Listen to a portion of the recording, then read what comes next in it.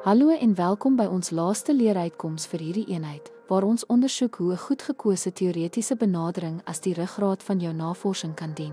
In hierdie sessie sal ons jou deur die proses lei om 'n teorie te kies wat by jou studie pas, verduidelik hoe dit jou navorsingsprobleem, vraag en doelwitte of hipoteses verbind en wys hoe dit alles saamkom in 'n samehangende, boeiende navorsingsverhaal.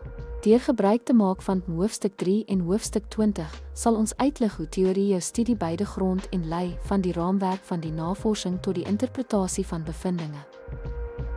Wanneer jy kies 'n geskikte teorie vir jou navorsing, is dit noodsaaklik om een te identifiseer wat nou aansluit by jou studie se domein, hetsy in onderwys, sielkunde of 'n ander relevante dissipline.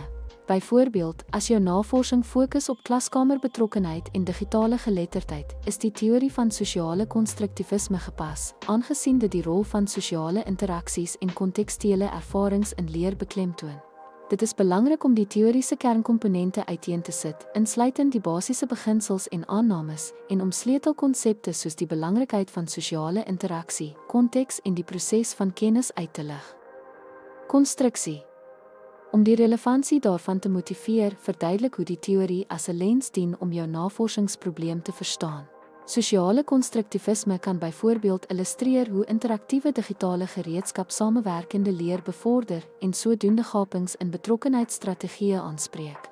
Verder bied die teorie 'n raamwerk om jou navorsingsvraag te stel en bevindinge te interpreteer, wat help om die vraag te verfyn deur dit te grond in bewese konseptuele perspektiewe. Die teorie beïnvloed ook die formulering van jou doelwitte of hipoteses deur verwagtinge te stel oor die verwantskappe tussen veranderlikes of verskynsels.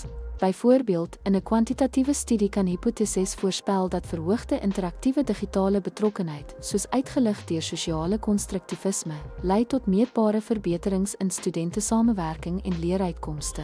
Laastens is dit van kardinale belang om die verband tussen die teorie en navorsingskomponente in jou voorstel duidelik te stel, deur bondige taal te gebruik om teoretiese konstrukte met praktiese elemente te verbind, en te verseker dat die teoriese relevantie dwars deur jou studie duidelik is.